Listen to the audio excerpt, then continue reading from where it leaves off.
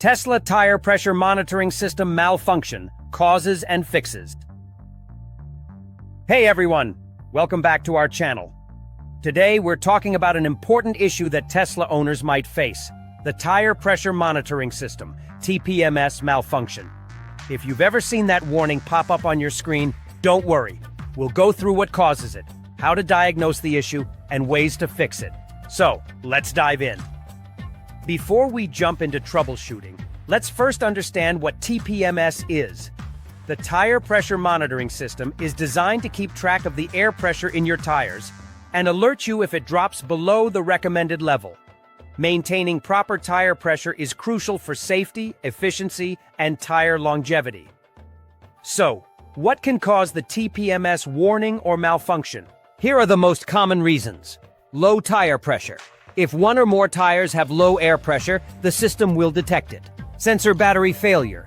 TPMS sensors run on small batteries that can eventually die. Sensor damage. If you've hit a pothole or changed tires recently, a sensor might be broken or misaligned. Software glitch. Sometimes Tesla's software may have a minor bug affecting the TPMS system. New tire installation without sensor reset. If you've replaced or rotated tires, the system may need recalibration. The first step is diagnosing the problem. Let's go to the Tesla screen and check the tire pressure readings. If all values are showing correctly but you still see the TPMS malfunction warning, it could be a sensor issue. If one or more tires show, the system might not be reading the sensors properly. To be sure, always check your tire pressure manually using a pressure gauge. If your tires are properly inflated but the warning persists, we move on to the next steps. Now let's go over how to fix the TPMS issue step by step. Inflate tires to proper PSI. Use Tesla's recommended PSI values and fill up the tires accordingly. Then drive for a few minutes to let the system recalibrate. Reboot the system.